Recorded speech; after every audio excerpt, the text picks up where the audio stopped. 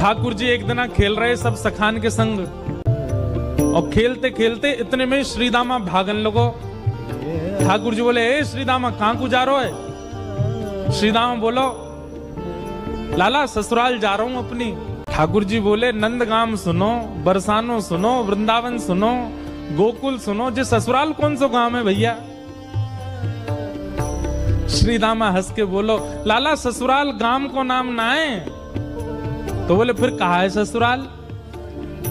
बोले, जब ब्याह है जाए ना तो अपनो घर तो पीहर है और पत्नी को घर जो है क्या वो ससुराल है। ठाकुर जी बोले, जे पत्नी कौन होवे?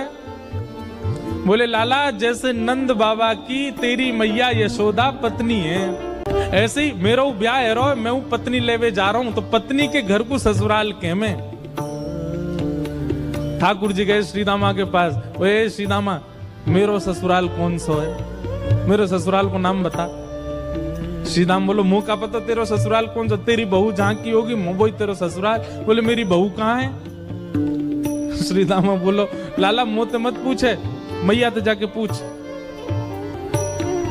ठाकुर जी तो आज पहुंच गए सुबेरे ही, और यशोदा मैया से जाकर के रोने लगे। मैया बोली, काय गुरो रा लाला? बोले, मैया तेने मुझे इतनी बड़ी बात छिपाई। मैया बोली, कहा छुपा दियो मैंने? बोले, तेने मेरी ससुराल को नाम ना बतायो आज तक। मैं 3.5 बरस को बूढ़ा है अभी तक मो मेरी ससुराल नाम पता हो, और वो श्रीदामा अपनी ससुराल गए हो बहू लेवे। यशोदा मैया बोली, लाला तेरी संगत सुधारनी पड़ेगी, सबरे सखा तो दिन ब दिन बिगाड़ते जा रहे हैं, तूने एक बड़ो है जा, तेरी ससुराल है जाएगी। ठाकुर जी बोले, बड़े कैसे हूं मैं? बोले, जब खुद दूध पीन लगेगो, खुद नहान लगेगो, खुद तैयार है जाएगो, घर के सब काम अन्य करने लगेगो, तू बड़ा हो जाएगो, तेरो ब्याह करा दूंगी। महाराज वही दिना ठाकुर जी गए, अपने सबरे पुराने लत्ता कपड़ा लेकर के आए, धोन लगे उन्हें, अपने आप दूध पीन लगे, अपने आप भोजन करने लगे, अपने आप ही उठ पटांग श्रृंगार करने लगे। शाम को बोले, मैया मैं बड़ो है गो, अब ब्याह करा दे मेरो। मैया बोली, वाह दिन में ही बड़ो है गो तू। मैया तो बोले, मैया देख तू बात ने मत बदले, बार बार मोते कह तू ऐसो कर तो ब्याह कराऊंगी, बड़ो है जा तो ब्याह कराऊंगी। अब सब काम मैंने कर दिए, घर के सब काम काज करने लगो मैं, देख अपनो श्रृंगार खुद करके आऊं, देख कैसो लग रहा हूं मैं। मैया बोली, ओठ वाली चीज आंखन में लगा के आयो, आंख वाली ओठन में लगा के आयो, यूं करो बड़ो है गो मैं। ठाकुर जी बोले, मैया मेरो ब्याह करा दे, नहीं तो श्रीदामा बहू लेके आ रहा हूं, बाकी बहू ले आऊंगा मैं, वही की बहू को ले आऊंगा, वही की ससुराल को अपनो बना लूंगा। तभी एक सखा दौड़ो दौड़ो आयो, बोले, ए लाला देख श्रीदामा बहू लेके आ गो। बहू को नाम सुनते ही ठाकुर जी तो मचल गए, लेके चल मुंह को जल्दी। मैया रोकने लगी, बोले, लाला ने सुधर के तो जा, कैसो बन के जा रहा है? ठाकुर जी तो दौड़े दौड़े गए, बोले बीच रास्ता में रोक ले, सबको कथा पता है। माधवी की मां ने पहले ही मना करके भेजा था कि बोले तेरे सखा, तेरे पति जो श्रीदामा, उनके जो सखा कृष्ण है, उनको मुख मत दिखाइयो। ठाकुर जी पालकी में घुस गए, हाथ पांव जोड़ के कहने लगे, भाभी जी एक बार ने अपना मुख दिखाए दो, लेकिन माधवी ने नहीं दिखाया। ठाकुर जी कह रहे हैं, देख ले बड़े बड़े जोगी, बड़े बड़े तपस्वी, बड़े बड़े ध्यानी हमारे मुख को देखवे के काजे तड़पे, और हम तेरे सामने बैठे, तू हमें मोहना दिखा रही अपनो। माधवी ने मुख नहीं दिखाया। ठाकुर जी बोले, ठीक है, तड़पेगी मुख को देखवे के काजे। माधवी बोली, मोए ना तड़पनो, मेरे पास मेरो खसम है, वही देख लूंगी, तो मैं काई को देखना। ठाकुर जी बोले, वचन दे के जा रहा हूं, तड़पेगी। जैसे छोटे से बालक कभी कभी बड़ी बड़ी बात करते हैं तो बड़े लोग उसको मजाक में लेते हैं, ऐसी माधवी ने भी मजाक में लिया, देखा ही नहीं ठाकुर जी को। श्री शुकाचार्य जी वर्णन करते हैं, वृंदावन में कैसी स्थिति है। गोपियां दोहन करती हैं तो घर घर घर जो दही की मथनी की आवाज आती है ना, उसी में ही कीर्तन करने लग जाती हैं। कृष्ण ऐसे, कृष्ण के नेत्र ऐसे, कृष्ण की नासिका ऐसी, कृष्ण के कान ऐसे, कृष्ण को मोर पिछ ऐसा, कृष्ण की पीतांबरी ऐसी, कृष्ण की भुजा ऐसी, कृष्ण के चरण ऐसे। कोई गोपी अपने घर में चौका लगा रही है और चौका में पौंछा की जो छर्र छर्र आवाज आवे, वही छर्र छर्र ध्वनि में ही कीर्तन करने लग जाए, कृष्ण ऐसे, कृष्ण ऐसे। हसितम मधुरम, चलितम मधुरम, वमितम मधुरम, मधुराधिपते अखिलम मधुरम। इन सबकी बातें सुनकर के मीराबाई, माधवी को ऐसा लगता है कि इन सब से तो मैं श्रेष्ठ हूं, कम से कम अपने पति की हूं, इन सब की तरह तो नहीं। पूरे दिन उस कृष्ण की प्रशंसा करती रहती हैं। सब गोपियां माधवी से कहती हैं, अभी तक तेरे सामने आयो ना आए और तेने अभी तक देखो ना आए। अरे या प्रेम को काम भावना ते मत देखियो, 3.5 वर्ष को 4 वर्ष को है, लेकिन वाक्य प्रति एक अलग ही प्रेम प्रकट है। चाहे माधवी सबको ज्ञान देती है, बोले चाहे 3 वर्ष को 4 वर्ष को है तो अन्य पुरुष, क्यों उसकी बातें करती हो, क्यों उसकी ओर देखती हो। लेकिन 24 घंटे गोपियों के बीच में रहती माधवी को और कोई चर्चा ही नहीं सुनाई देती। सब केवल कृष्ण की बात करती हैं। जल भरती हैं तो, बैठती हैं तो, भोजन बनाती हैं तो, बतियाती हैं तो, श्रृंगार करती हैं तो, हर समय कृष्ण कृष्ण कृष्ण कृष्ण। माधवी ने कुछ समय अकेले रहने का भी प्रण लिया, लेकिन अकेले रह नहीं सकती, जंगल है, कहां अकेली जावे, जाना पड़ता है। उस एक दिन रात में सोई तो अब कानों में कृष्ण कृष्ण कृष्ण कृष्ण गूंज रहा है, तो कान बंद करती, पता नहीं पूरे दिन इतना नाम सुनती हूं कि अब तो कानों में भी यही गूंजता है। कान बंद करके सोती है तो स्वप्न में कृष्ण ऐसे हैं। अब कृष्ण देखे नहीं है, लेकिन उसको श्याम वर्ण, पीली पीतांबरी, वंशी, मोर पिछ सब अनुभव होता है। उठ के बैठ जाती है, नेत्रों को मीटती है, क्या करूं मैं, नहीं चाहती है स्वप्न मुझे आवे। अब धीरे धीरे माधवी की स्थिति ऐसी होने लगी कि अब वो ना चाह करके भी कृष्णमयी ही हो गई है। रात्रि में सोती, अचानक उठ बैठती है, ऐसा लगता है मानो जैसे उसका हाथ पकड़ लिया हो। स्थिति ऐसी हो गई कि आधी रात और माधवी को ऐसा लगता है कि भोर हो गई, और तुरंत उठ करके जल्दी जल्दी वस्त्र धारण करती है, मटका उठाती है और दौड़ करके जाती है। अरे विलंब है गयो, इतनी देर है गई, मैं अभी तक उठी नहीं, जबकि है आधी रात। दिन रात सब परिवर्तित हो गया। पहुंच गई यमुना तट, और यमुना तट जाकर के देखा एक भी गोपी नहीं है, तो माधवी को लगा कि मैं विलंब से आई हूं, सब शायद जल भर के चली गई हैं। जल भर के रोज जाती है माधवी, लेकिन आज पता नहीं उस पात्र में इतना भार कहां से आ गया कि स्वयं ही नहीं उठा पा रही है। इधर उधर देखने लगी, याचना करने लगी, कोई तो आवे, कोई तो उठा दे, और तभी कोई नहीं है वहां। नंद नंदन श्याम सुंदर चलते हुए आ रहे हैं माधवी के पास। माधवी की मति घूम गई है, आधी रात ही आ गई, और तभी ठाकुर जी वहां पहुंच गए। पहले तो चाल देखी तो चाल पर मोहित हुई, फिर जब वक्ष देखा तो वक्ष पर, जब हाथ देखे तो हाथ की चलन पर मोहित हो गई, और मुख देखा तो भूल गई सुध बुध।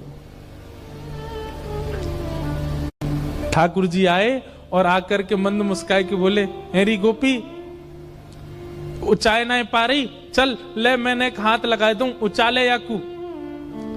और एक तरफ से माधवी ने मटकी पकड़ी और दूसरी तरफ से ठाकुर जी आकर के नन्हे से गोपाल जी ने जैसे ही हाथ लगाया, मटकी उठने लगी। लेकिन मटकी पर नेक सहारा देते माधवी रख लेती, ऐसा नहीं। ठाकुर जी मटकी उछा के, जैसे जैसे मटकी उछ रही है वैसे वैसे ठाकुर जी लंबे होते जा रहे हैं, और बिल्कुल माधवी के नेत्रन के सामने आकर के खड़े है गए। कटाक्ष नेत्रों के सामने कोई गोपी टिक नहीं पाती, और माधवी को ठाकुर जी प्रत्यक्ष देख रहे हैं, सामने खड़े हैं कि। और वो एक क्षण के लिए जो रूप माधुरी का दर्शन हुआ, वो दर्शन देकर के ठाकुर जी खिलखिल करते हुए भाग गए वहां से। अब माधवी चाहती है कि पीछे भागे, लेकिन पैर स्तब्ध हो गए। माधवी चाहती है कि चिल्लाए कि रुक जाओ, पर बोल नहीं पा रही है। माधवी चाहती है कि इधर गए मैं नेत्र घुमा करके देख लूं, पर नेत्र घूम नहीं पा रहे। पूरा शरीर मानो जैसे एक स्थूल स्तब्ध एक मूर्तिमंत की तरह खड़ा हो गया है। केवल नेत्रों से अश्रु गिर रहे हैं, कुछ नहीं कर पा रही, बेसुध है माधवी। वहीं खड़ी रही तब तक जब तक भोर में गोपियां जल भरने नहीं आ गईं। अश्रु जलों से जल पूरा वस्त्र भीग चुके हैं माधवी के, और तभी सब गोपियां आई, आकर के देख, अरे ये माधवी ये पहले ही आ गई जल भरवे। सब ने जाकर के हिलाया, स्पर्श के बाद भी माधवी हिल नहीं पा रही है, बस नेत्र लाल पड़े हैं, अपलक नेत्र हैं और नेत्रों से केवल अश्रु गिर रहे हैं। बोलना चाहती है, कहना चाहती है, चिल्लाना चाहती है, किसी को पकड़ना चाहती है, पर कुछ नहीं कर पा रही है। तब एक गोपी गई और यमुना जल लेकर के जैसे ही माधवी के मुख पे छिड़को, माधवी तुरंत सचल जैसी हो गई और धड़ाम से मूर्छित होकर गिरी। गोपियां सब उसके चरण मसलने लगी, हाथ पकड़ने लगी, सिर सहलाने लगी और जैसे ही होश में आई, होश में आती बस रो रही है और पूछ रही है वो कहां है, मोहिनी मूरत सांवली सूरत, वो कहां है। जिस गोपी ने अपना मुख छुपाया ठाकुर जी से, जिस गोपी ने अपना मुख छुपाया मां के कहने पर ठाकुर जी से, जब उसने ठाकुर जी को देखा तब उसके मन में आया कि अरे मां, विश्व की मां तो बालकों का कल्याण करने वाला पथ दिखाती है, पर आपने मुझे कैसा मार्ग बताया। जिस संसार से मुख छुपाना चाहिए था उसको तो दिखाने की आज्ञा दी और जिनको दिखाना चाहिए था उनसे छुपाने की कह दी। बस कृष्ण दिखें कैसे भी। समय आया, इंद्र पूजा बंद करके सब ब्रजवासी गोवर्धन पूजा करने के लिए गए और 84 कोस के जितने ब्रजवासी हैं सब इकट्ठे भये। और वहीं इंद्र ने जब कोप करके वर्षा की, 7 बरस के ठाकुर जी ने 7 कोस लंबे चौड़े गिरिराज पर्वत को अपनी बाम हस्त की कन्नी उंगली पर धारण किया। और जैसे ही ठाकुर जी ने गिरिराज जी धारण किए, दूर दूर खड़े हुए लाखों ब्रजवासी सब गिरिराज जी के समीप आ गए, सब भीतर आके खड़े हो गए। सब में आपस में चर्चा चल रही है। अब गिरिराज जी 7 कोस लंबे हैं और दूर दूर वाले ने तो ठाकुर जी दिखे ही नहीं रहे हैं। सब बस ये कह रहे हैं नंद के लाला ने गिरिराज जी उठा लिए, नंद के लाला ने पर्वत उठा लियो, नंद के लाला ने पहाड़ उठा लियो। यही चर्चा जब माधवी के कान में पड़ी तब माधवी बोली शायद अब तो सबके बीच में ठाकुर जी अब तो दिख ही जाएंगे, क्योंकि जब जब श्याम सुंदर को देखने माधवी जाती नेत्रों में जल आ जाता, धुंधलापन आ जाता, ठाकुर जी दिखते नहीं, क्योंकि शाप दे दिया ठाकुर जी ने। और ये शाप नहीं है, ये शाप नहीं है, ये विरह है। ठाकुर जी दिखते नहीं है मीरा को, माधवी। लेकिन आज सोचने लगी सबके बीच में ठाकुर जी खड़े, यहां तो मैं छुप के देख ही लूं उनको, शायद दिख जाएं। जैसे ही नेत्र भर के ठाकुर जी को देखने का प्रयास किया, जल भर आया नेत्रों में, मानो जैसे कोई धुंध आ गई हो, खूब मीड़ रही है अपनी आंखों को, मीड़ मीड़ के लाल कर लिए हैं, लेकिन ठाकुर जी दिख नहीं रहे हैं। आज पीड़ा असहनीय हो गई माधवी की। अर्धरात्रि का समय ठाकुर जी के चरणों से लिपट गई और बोली मैंने इतना बड़ा अपराध किया कि आप मुझे दिख ही नहीं रहे हो।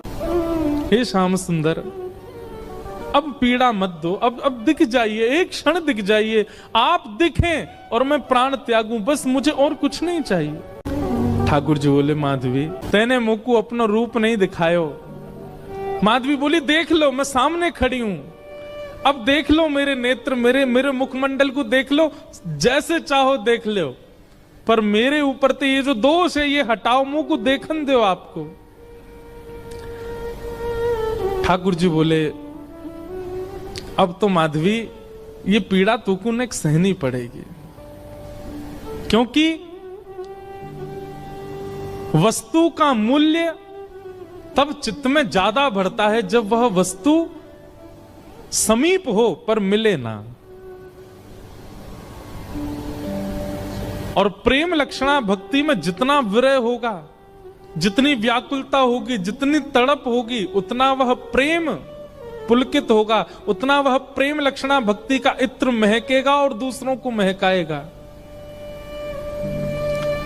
मैं चाहूं आगामी कलिकाल में लोगन के चित्त में श्रद्धा होगी, विश्वास होगो, लेकिन प्रेम नहीं होएगा। उनके चित्त में प्रेम प्रकट करवे के काज मैं तो नहीं आऊंगो, तो को भेजूंगो। और वाके काजे तोए या जन्म में मेरे रूप के दर्शन को त्याग करना पड़ेगा, थोड़ो सहनो पड़ेगा। मीराबाई ने सहा है हमें और आपको प्रेम देने के लिए। मैं और आप आज जिस प्रेम के मार्ग पर चल रहे हैं, जिस प्रेम की एक बिंदु हमारे ऊपर गिरती है, वह बिंदु के अधिकारी हम मीराबाई की वजह से बने हैं, क्योंकि उन्होंने द्वापर में दर्शन का त्याग किया है। त्याग नहीं, विरह सहा है। वो तड़पी हैं ताकि हमें प्रेम दे सके। माधवी बोली, मुझे बस अवधि बता दीजिए, कम से कम एक अवधि पता होगी तो मैं उस अवधि के सहारे रह लूंगी कि इतना समय लगेगा आपके दर्शन में। एक अवधि बता दो, 10 वर्ष, 50 वर्ष, कितने वर्ष लगेंगे? अवधि सुनकर के तो माधवी गिर पड़ी, रोने लगी। ठाकुर जी बोले, एक युग। इतना विरह तो किसी गोपी को भी नहीं मिला, इतना विरह तो किसी ब्रजवासी को नहीं मिला जितना विरह माधवी को मिला है।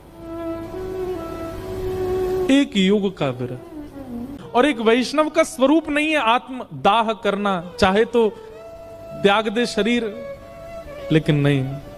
अब कृष्ण ने कहा है कि प्रतीक्षा करो तो करनी है। वो प्रतीक्षा के ही शब्द हैं जो मीराबाई लिखती हैं, जो शब्द हमारे हृदय को विदीर्ण करके भीतर प्रवेश कर जाते हैं। वो शब्द किसी 2, 4, 10 वर्ष की प्रेमिका के नहीं है, एक युग की प्रतीक्षा करने वाली प्रेमिका के शब्द हैं। कलिकाल का प्रारंभ हुआ और इसी कलिकाल में जैसे गंगा प्रकट होने से पूर्व कहती है कि मुझे धारण करने लायक है कोई पृथ्वी में, तब हिमालय ने अपनी गोद पसारी। ऐसे ही ऐसी प्रेम लक्षणा, ऐसी प्रेम की पराकाष्ठा स्वरूपा वो माधवी, उनको धारण करने वाला कोई वंश है। तब मेड़ता का राव दूधाजी का परिवार सौभाग्यवंत हुआ और शरद पूर्णिमा के दिन भक्तिमती मीराबाई का प्रादुर्भाव हुआ। वही माधवी कलयुग में मीरा बन करके प्रकट हुई। मीराबाई का वास्तविक नाम मीरा नहीं है, मिहिरा। बहुत शांत प्रशांत स्वभाव की हैं। एक चंचल बालक की तरह ऐसी चंचलता, चपलता, चतुरता नहीं है उनके चित्त में। बहुत सरल, छोटी सी बात पर रीझ जाने वाली, मान जाने वाली, प्रसन्न हो जाने वाली मीरा है। मीरा को ऐसे ही नहीं भेज दिया है राव दूधाजी के यहाँ, क्योंकि उनके यहाँ नित्य सत्संग होता है, कथाएं सुनती हैं। जोशी जी कथा सुनाने के लिए आते हैं, मीराबाई सुनकर के प्रसन्न हो जाती हैं, प्रश्न पूछती हैं, ऐसे ऐसे प्रश्न पूछती हैं कि जोशी जी ही स्तब्ध हो जाते हैं। मीराबाई का स्वभाव ऐसा बताया गया कि कोई पूछता कि आप कौन हो, तो मीराबाई अपना परिचय ऐसा नहीं देती कि मेड़ता नरेश महाराज राव दूधाजी की मैं पौत्री हूं, बल्कि अपना परिचय ऐसे देती हैं, परम गौभक्त संत सेवी, परम सत्संगी श्री ठाकुर जी राधा माधव की नित्य लीला, नित्य सेवा में प्रवीण श्री राव दूधाजी की मैं पौत्री हूं। वो कभी ऐसा परिचय नहीं देती हैं कि इतने बड़े राजा घराने की मैं पुत्री। ये गुण भागवत में लिखा है कि परम भागवत कभी भी अपने उच्च कुल, अपनी जात, अपनी आदि आदि के प्रभाव में नहीं रहता। एक दिन ढोल नगाड़े ताशे बज रहे थे, मीरा दौड़ी दौड़ी अपनी माँ के पास गई, माँ ये क्या हो रहा है, कौन सा उत्सव मन रहा है? तो माँ ने कहा, मीरा ये बारात जा रही है, एक लाली का ब्याह हो रहा है, उसका पति जा रहा है अपने परिवार के साथ नाचता गाता हुआ, ब्याह करके उसको अपने घर ले जाएगा। मीरा कहती है, ऐसे दुल्हा सबके लिए आते हैं? बोले हाँ, सब कन्या का ब्याह होता है, सबके दुल्हा आते हैं। अच्छा, तो माँ मेरा भी ब्याह होगा? हाँ, तेरा भी ब्याह होगा।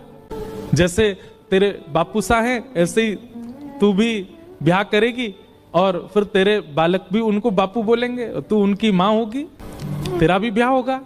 मीरा सोच में है और कहती है, मेरे बींद कौन होंगे फिर? मेरा ब्याह किससे होगा? कौन होंगे मेरे बींद? छोटी सी कन्या ऐसे सवाल पूछे तो माँ तो उसको मजाक में ले लेती है, अरे मीरा ये कोई समय है, अभी थोड़ी बड़ी तो हो जा। कभी और कार्य में लगते हैं, कभी और मीरा की तो वो चिंता का विषय हो गया कि मेरे बींद हैं कौन और वो कब आएंगे मुझे लेने। बार बार बस यही पूछती है, मेरा किससे ब्याह होगा, मेरा किससे ब्याह होगा, मेरे बींद कौन है। एक दिन हार के माँ ने मीरा को गोद में लिया, पूरे दिन चिल्लाती रहती है, ये तेरे बैठे कमरे में मुरली हाथ में लिए, त्रिभंग लली, ये जो स्वरूप है, ये गिरधर, यही है तेरे बींद। स्वरूप देखा ठाकुर जी का और माँ ने कह दिया यही है तेरे बींद, तो मीरा के चित्त में ऐसा विश्वास प्रगाढ़ हो गया कि यही है मेरे बींद और कोई नहीं। अब तो मीरा की स्थिति ऐसी हो गई, वो कक्ष में जब जाती है तो ठाकुर जी की ओर भी बहुत झुकी हुई नजरों से देखती है, ज्यादा मतलब व्यवहार ऐसा करने लगी कि मानो सच में ही ये उसके बींद हैं। संतों से कथा सुनती है और चित्त में ठाकुर जी के प्रति संबंध का प्रगाढ़ विश्वास कर चुकी मीराबाई धीरे धीरे प्रेम लक्षण भक्ति में प्रकट होने लगी। एक दिन एक संत का आगमन हुआ और वे अपने प्रवचन के समय अपने बगल में ही अपने गिरधर गोपाल को विराजमान करके प्रवचन कर रहे थे और छोटी सी मीरा, उनको एक ही चीज की प्रतीक्षा होती थी पूरे दिन की, मां मुझे सत्संग में लेके कब जाएगी। और जैसे ही मीराबाई पहुंची, छोटी सी मीरा कथा सुनते सुनते दृष्टि पड़ी बगल में बैठे हुए गिरधर स्वरूप पर, वो गिरधर गोपाल पर। अपलक नेत्रों से केवल ना प्रवचन सुन रही है ना महाराज जी को देख रही है, वो तो उनके ठाकुर जी को अपलक नेत्रों से देख रही है और बीच बीच में मानो जैसे नेत्रबंद हो जाते हैं और उसको कुछ ब्रजमंडल जैसा दिखने लगता है। उसको कभी कभी वर्षा दिखती है, कभी कभी गिरिराज जी धारण करके ठाकुर जी खड़े हैं और एक गोपी चरण से लिपट करके रो रही है। ऐसा दृश्य उसके चित्त में आने लगा, मानो अपने पूर्व जन्म की स्मृतियां चित्त में प्रकट होने लगी। ठाकुर जी ने माधवी से कहा था, एक संत के माध्यम से मैं तेरे पास आऊंगा और मेरी खूब सेवा करना। माधवी को थोड़ी थोड़ी स्मृति आ गई मीरा को, और जैसी स्मृति पूर्ण हुई, कथा विश्राम हुई, नेत्र लाल हैं, अश्रु गिर रहे हैं नेत्रों से, और अपनी मां को पकड़ के कहती है, मां ये कौन है? मां कहती है, ये महात्मा है, कथा सुना रहे हैं, साधु जी हैं। नहीं ये नहीं, इनके बगल में जो बैठे हैं वो कौन है? ये तो इनके ठाकुर जी हैं। हाँ तो मेरे बींद ना, आपने कहा था ना मेरे बींद, वही है ना ये? हंस गई मां, अरे मीरा हाँ वही हैं। तो मेरे बींद आ तो गए मां, अब मेरा ब्याह करा दो। अरे अभी तेरी उम्र नहीं है मीरा, तो मैं बड़ी हो जाऊं तब करा देना, पर तब तक मेरे बींद को घर में ही रख लो, मैं इनको पास में रख लूं अपने। बालपन की वो बातें सबको नहीं भाती हैं। प्रणाम करने के लिए मंच पर जब गई, मीरा के नेत्र सजल। महाराज जी ने पूछ लिया, अरे बिटिया क्यों रोती है? मीरा कहती है, ये मेरे हैं, ये आपके साथ आए हैं, इन्होंने मुझे वचन दिया था ये एक साधु के साथ आएंगे, ये मेरे हैं, आप इनको मुझे दे दीजिए। कोई अपने ठाकुर कैसे दे सकता है किसी को? भी पूजा के ठाकुर जी हो तो दिए भी जाएं, लेकिन जिनसे स्नेह प्रेम के लाड़ के ठाकुर जी, वो किसको कैसे मिल जाएंगे? पहले तो छोटी बालिका समझ करके महात्मा हंस गए, लेकिन जब कहने लगी ये तो मेरे हैं, जिद करने लगी, तो महात्मा भी प्रेमी थे, व्याकुल हो गए, अपने ठाकुर जी को हृदय से लगा के तुरंत चले गए वहां से। मीराबाई कहने लगी, संत बुरे नहीं है, माता पिता बुरे नहीं है, आप ही मेरे पास आना नहीं चाहते हो। अरे और कितनी प्रतीक्षा कराओगे? मैं कब से प्रतीक्षा करती हूँ, अब आ तो गए हो एक महात्मा के द्वारा, अब आ क्यों नहीं जाते मेरे पास? मां डांटती है, पिताजी डांटते हैं, सब घर के लोग समझाते हैं, पर मीरा की एक अलग जिद है। एकांत में बैठी रहती है, ना खाती है, ना पीती है, ना खेलती है, बस चिंतन करती है और रोती रहती है। प्रतिज्ञा ले ली, मैं अन्न नहीं खाऊंगी। अब मैं प्रयास नहीं करूंगी कि आप आओ मेरे पास, मैं प्रयास नहीं करूंगी कि मैं आपको लाऊं, आपको खुद आना पड़ेगा, मेरी प्रतीक्षा बहुत हो चुकी है। वहां महात्मा ठाकुर जी की सेवा शयन करा करके जैसे शयन में गए, ठाकुर जी उनके स्वप्न में आ गए। उस स्वप्न में आकर के बोले, बाबा आपने मेरी खूब सेवा करी, खूब मेरे 56 भोग लगाए, खूब मोकू लाड़ प्यार कियो, खूब मोकू डुलायो, इतनो भाव से मेरी सेवा करी बाबा, पर अब आपकी सेवा पूरी है गई। जो बालिका आज कथा में आई, मैंने वाकू वचन दियो है कि मैं आपके माध्यम से आऊंगा, आप उनको जाए के मुंह को दे दो। अब जब ठाकुर जी ही स्वयं आज्ञा कर दें तो फिर जय जय, मेरी सेवा में कोई कमी रह गई? नहीं नहीं, कोई कमी नहीं बाबा, मैं तो बहुत प्रसन्न हूं, पर अब कछु दिना आप एकांत में भजन करो, फिर मेरी प्राप्ति हो जाएगी। अब आप तो चले जाओगे, फिर मेरी सेवा कौन करेगा? या हमारे सेवा विस्तार के लिए वह कन्या को मोह दे दो। और अर्धरात्रि का समय, नन्ही सी मीरा अनशन व्रत पर मानो बैठी हो, और महात्मा पहुंच गए। ले मीरा है गिरधर तेरा, ले मीरा है गिरधर तेरा। अपने ठाकुर जी को लेकर के गए, सेवा बड़े भाव ते करियो, रखियो नानेरा बेटी ले मेरा है गिरधर। मीरा के चित्त में पीड़ा भी हो रही है और वो नाच भी रही है। नाच इसलिए रही है कि आज मानो जैसे वर्षों और युगों का विरह समाप्त होगा, पर पीड़ा इस बात की है कि मैं एक वैष्णव की सेवा ले रही हूं। उन महात्मा के नेत्रों के आंसू मीरा को बहुत सुहागन है बेटी। ये पहले मुझसे रीझे थे, मेरे पास आए, लेकिन अब ये तो से रीझ गए हैं। मैं अपनी तरफ से नहीं दे रहा हूं, ठाकुर जी ने आके मुझे आज्ञा दी है कि वो तोते सेवा कराना चाहे। मीरा भाई को ठाकुर जी दे दिए हैं।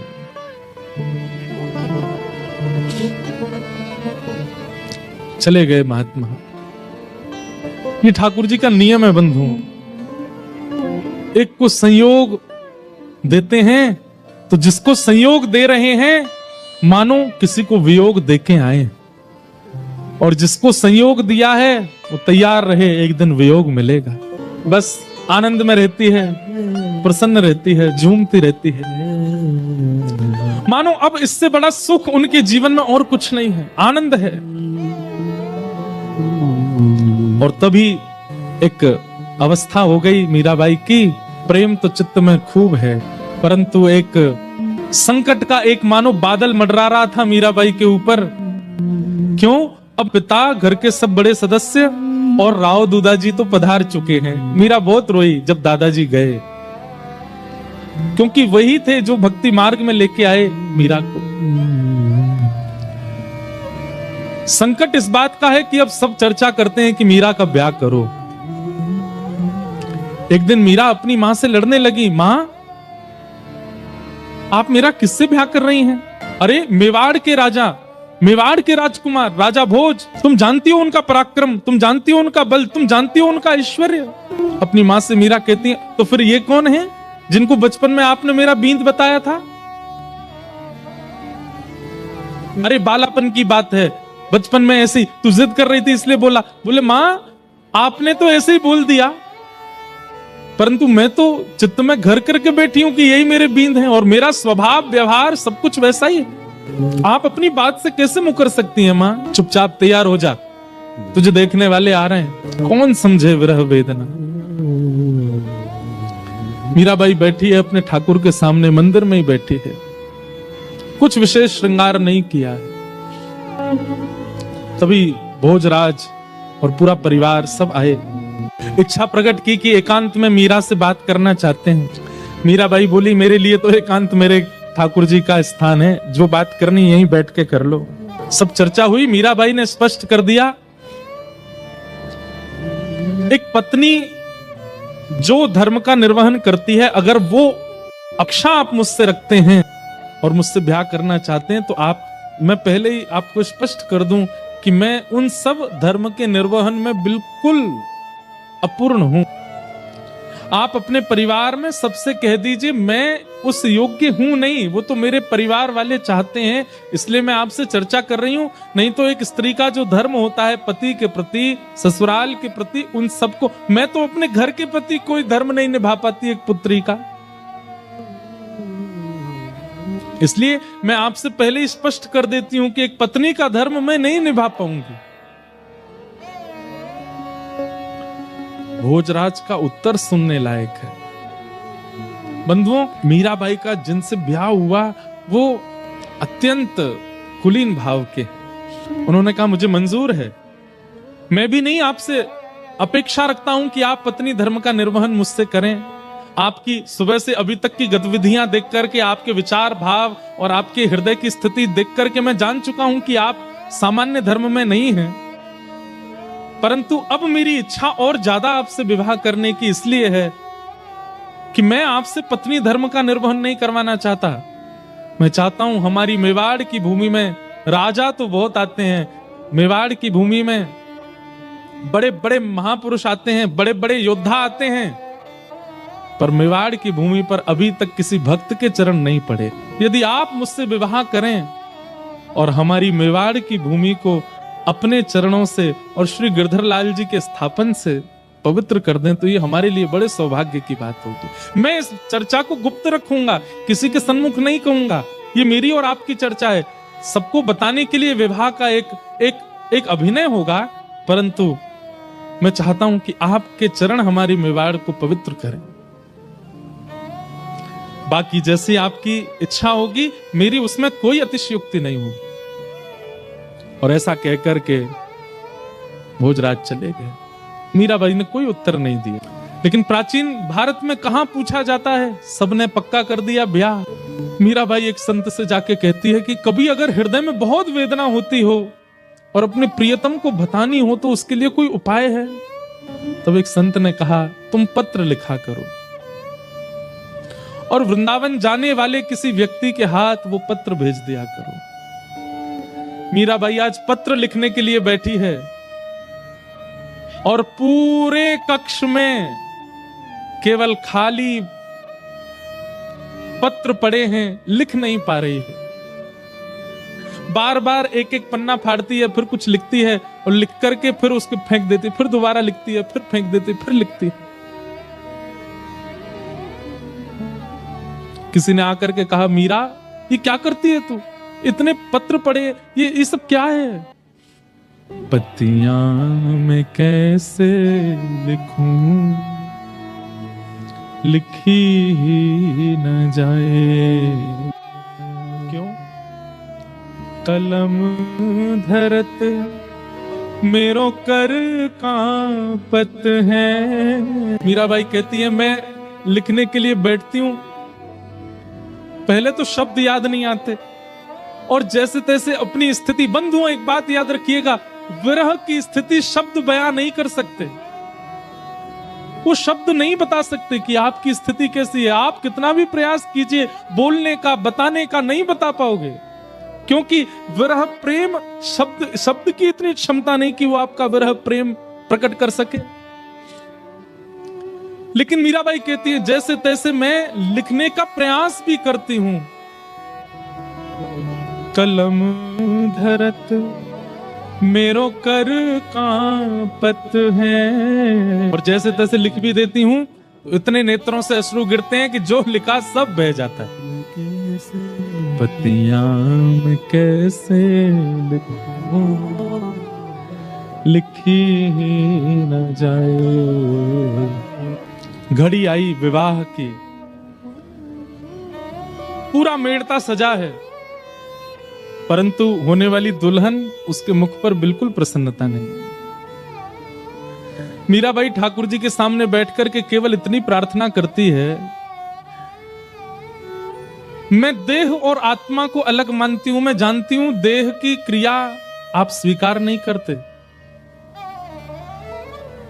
देह भले ही कोई और वर्ण करके ले जाए, कम से कम आत्मा आपकी है, ये स्वीकार करके मुझे कैसे भी बता दीजिए कि आपने मुझे स्वीकार कर लिया। मुझे और कुछ नहीं चाहिए। अन्य से देह का विवाह हो, उससे पहले पहले आत्मा का आपसे विवाह हो जाए। हे ठाकुर जी, मैं और कुछ नहीं मांगती आपसे। रात्रि में मीरा रोते रोते सोई हैं और तभी स्वप्न में श्री ठाकुर जी पधारे और मीराबाई के साथ स्वप्न में ही विवाह संपन्न हो गया। ठाकुर जी ने विवाह किया। प्रातः काल का समय, पूरे घर में शादी की तैयारियां चल रही हैं। विवाह हो गया। विवाह के बाद उनके पति अनुकूल थे, उनके पूजा में कभी विक्षेप नहीं होने देते थे। लेकिन ठाकुर जी की पता नहीं कैसी लीला है कि जो अनुकूल होता है भक्ति में, उसको दूर कर देते हैं। और एक दिन आगरा के युद्ध में उनको इतने बाण लगे कि वे मरणासन अवस्था में आ गए। भोजराज मीरा के प्रति गुरु का भाव रखते हैं। भोजराज कहते हैं, मैंने आपका स्पर्श कन्यादान के समय किया था, आपके हस्त कमल का, परंतु अब मुझे लगता है मेरा अंत समीप है, उससे पूर्व में एक बार आपका स्पर्श करना चाहता हूं। मीराबाई कुछ नहीं बोली। भोजराज कहते हैं, मैं एक बार केवल आपके श्री चरणों का स्पर्श करना चाहता हूं। ठाकुर जी के पास गई, अपने गिरधर गोपाल की प्रसादी माला लेकर के आई और भोजराज के गले में पहनाई। और अपना हस्त कमल उनके शीश पर फेरती हैं मीरा। श्रृंगार के रूप में मीराबाई को देखते देखते देखते मानो जैसे उनके पति को साक्षात युगल ही एक रूप में हो ऐसा दिखने लगा। उनके पति अपने प्राण त्याग देते। तो पूरे मेवाड़ में एक भी व्यक्ति मीराबाई के पक्ष का नहीं है। खूब यातनाएं देते हैं, प्रताड़ना करते हैं, उपहास करते हैं, पर मीराबाई को इससे कोई फर्क नहीं पड़ता। एक बार जब वैद्य को विष बना करके देना पड़ा और मीराबाई चरणामृत समझ के पी गईं, कुछ हुआ नहीं, तब उसी वैद्य को 2 बूंद पिला दी गई राणा के द्वारा, मर गया वो वैद्य। तब मीराबाई के चित्त को क्षोभ हुआ कि मुझ तक पीड़ा रहे मैं सह लूं, पर मेरे अलावा किसी और को मिले ये मैं सहन नहीं कर सकती। गोस्वामी तुलसीदास जी को पत्र लिख करके मीराबाई ने अब पूछा क्या करूं। तब गोस्वामी जी ने आज्ञा की कि अब ऐसों का त्याग करो जो हरि विमुख है। और मीराबाई मेवाड़ से मेड़ता गई। मीराबाई को एक दिन फिर नुकुंज का दर्शन हुआ। रात्रि में नित्य ही उनको अनुभव तो होते थे, कभी सुगंधी का अनुभव होता था, कभी नूपुरों की ध्वनि का अनुभव होता था, कभी वंशीनाद का अनुभव होता था। एक दिन कुछ अनुभव हुआ मानो किसी ने पुकारा हो। तभी निधिवन राज में प्रवेश कर गए और वहां अनेक सखियां सहचरियां हैं और मीराबाई सबको देखे इतनी सुंदर हैं सब, और सब मीराबाई को देख के गए अरे माधवी तू आ गई। अपना नाम माधवी सुनकर के मीरा थोड़ी चकित होती है, ये सब मुझे माधवी क्यों बोल रहे हैं, और ये ऐसी अद्भुत कुंज, ये ऐसे अद्भुत साज, ये ऐसे अद्भुत पुष्प, ये पहले तो मैंने कभी देखे नहीं, ये सब मुझे माधवी क्यों कहते हैं। तभी एक द्वार खुला और उस द्वार के भीतर से पीताम्बरी पहने श्याम सुंदर नीलांबर धारण की हुई हमारी किशोरी जी, दोनों युगल सरकार का जैसे ही आगमन हुआ पूरी सभा सुगंधित हो गई, सब नतमस्तक हो गए, जय जयकार करने लगे, पुष्प वृष्टि करने लगे। और मीराबाई उस छवि को देख करके स्तब्ध हो गई, स्तब्ध सी खड़ी है मीरा। और ठाकुर जी मीरा को जैसे ही देखते हैं, प्रथम दृष्टि मिली है मीरा से, और ठाकुर जी किशोरी को कहते हैं देखो किशोरी जी माधवी खड़ी है। मीराबाई का शरीर ठंडा पड़ गया, रोम रोम पुलकित हो गया, नेत्रों से अश्रु गिर रहे हैं पर पलक झपक नहीं पा रही है। ठाकुर जी समीप नहीं गए, बस दूर से ही कही किशोरी जी से देखो माधवी आई है। और ठाकुर जी जाकर के सेज पर विराज गए। सब सखियां अपनी अपनी सेवा में लगी हैं, अकेली माधवी दूर खड़ी है, कुछ पता नहीं क्या करना है। ठाकुर जी ने माधवी की ओर देखा और ज्यों-ज्यों ठाकुर जी नयन भर के देखते हैं मीरा को, त्यों-त्यों मानो जैसे प्राण निकलने को होते हैं। नेत्र बंद हो गए मीराबाई की और संपूर्ण लीला द्वापर युग की माधवी रूप की उनको दिखने लगी। एक गोप कन्या माधवी जिसका ब्याह श्री दामा से हुआ, ठाकुर जी मुख देखने के लिए आए, सब लीला देख रही है वहीं बैठ करके निकुंज में। और आज मीराबाई को स्पष्ट हुआ कि ये इतना प्रेम जो मेरे चित्त में संदिग्ध था, इसका कारण क्या है। और यहां तक की लीला, जब तक ठाकुर जी ने गिरिराज जी धारण किए तब तक की लीला, संपूर्ण दर्शन जब माधवी को हुआ, नेत्र खुले तो आंखें लाल हैं, नेत्रों से अश्रु गिर रहे हैं। अब मिल गए हो आप, अब आप मुझे दूर मत कीजिएगा। ठाकुर जी कहते हैं अभी बहुतों का कल्याण आपसे होना है, इसलिए आपको वापस जाना होगा। मीराबाई खूब रोई, खूब मना किया, पर ठाकुर जी बोले अभी आपसे बहुतों का कल्याण होना है, आपको जाना पड़ेगा।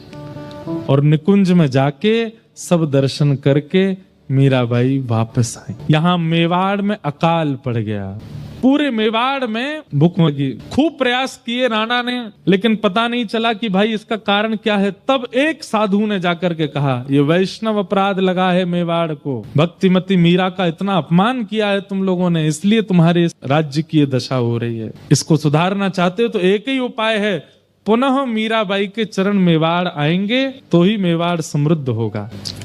ब्राह्मणों को भेज दिया द्वारिका, पता करा कहाँ है मीराबाई, तो द्वारिका में है।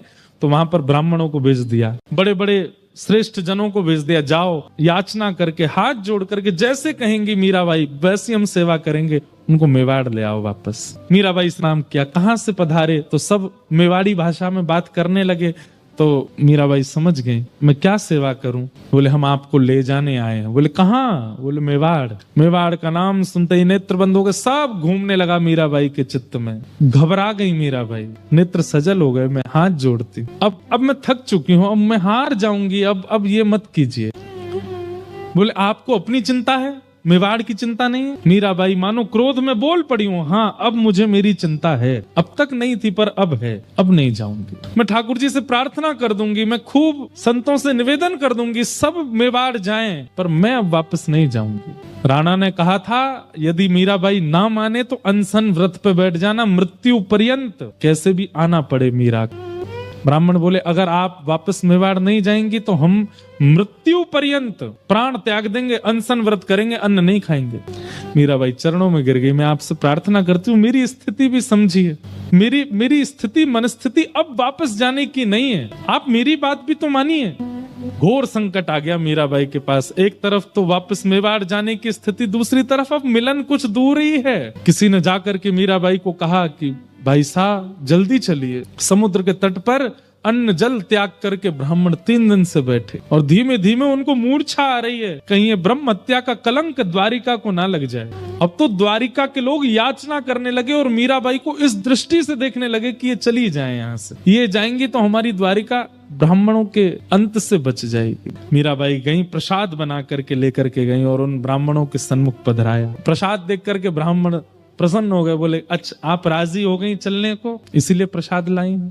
मीराबाई कहती हैं कि मैं अपने मन से कुछ नहीं करती, मेरे लाल जी जो कराते हैं मैं वो करती हूँ। आप प्रसाद पाकर के अपना व्रत तोड़िए और मुझे 1 दिन का समय दीजिए, मैं ठाकुर जी से अंतिम बार पूछना चाहती हूँ, यदि वे आज्ञा दे देंगे तो मैं चलूंगा। ब्राह्मणों ने अपना अनशन तोड़ दिया और ब्रह्म मुहूर्त का समय, पूरी द्वारिका इकट्ठी हो गई है, सब देखने को तैयार हैं आज क्या होगा। कई लोग चाहते हैं कि मीराबाई द्वारिका से जाए ना, और कई लोग चाहते हैं कि ब्राह्मण अपना प्राण त्यागें, इससे अच्छा तो ये चली जाएं। सुबह सुबह मीराबाई द्वारिकाधीश के मंदिर पहुंची, मंगला आरती हो रही है ठाकुर जी की और मीराबाई सामने खड़ी है, देख रही हैं ठाकुर जी। ब्राह्मण बोले पूछ लीजिए ठाकुर जी से क्या आज्ञा है। मीराबाई गाती हैं अपने जीवन का अंतिम पद ठाकुर जी के आगे, साजन जो जानो सुध लीजो, साजन जो जानो सुध लीजो, तुम बिन मोरे और न कोई, रिया रावरी की जय। साजन, मीराबाई या तो अपने पद में सांवरिया शब्द कहती है या तो अलग अलग नामों से पुकारती है, पर आज द्वारिकाधीश को साजन कह रही है। साजन माने पति। आपको जैसे लगे मेरी सुध एक बार ले लीजिए, आपके बिना मेरा कोई नहीं है, आप मेरी सुध ले लीजिए, एक बार पूछ लीजिए, एक बार देख लीजिए मेरी ओर। अब संसार में रहने लायक मेरा तन नहीं है, मुझे दिन में भूख नहीं लगती, रात में नींद नहीं आती, लोग मुझे बावली बोलते हैं, लोग मुझे क्या क्या कहते हैं, अब इस संसार के लायक मेरा तन नहीं है नाथ। साजन जो जानो सुध लीजिए। गाते गाते गाते गाते मीराबाई बढ़ती जा रही है द्वारिकाधीश की ओर, रो रही है, नेत्रों से अविरल अश्रुधार गिर रही है, लाखों लोग चारों ओर से